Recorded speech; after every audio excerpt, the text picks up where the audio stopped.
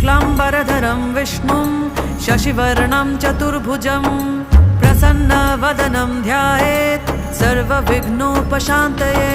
व्यासं वसिष्ठनप्तारं शक्तिः पौत्रमकल्मषं पराशरात्मजं वन्दे शुकतातं तपोनिधिं।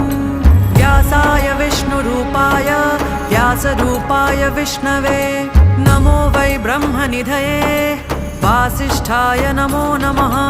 अविकाराय शुद्धाय नित्याय परमात्मने सदैकरूपरूपाय विष्णवे सर्वजिष्णवे।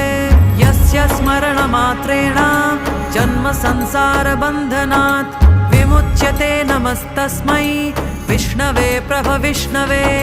ॐ नमो विष्णवे प्रभविष्णवे।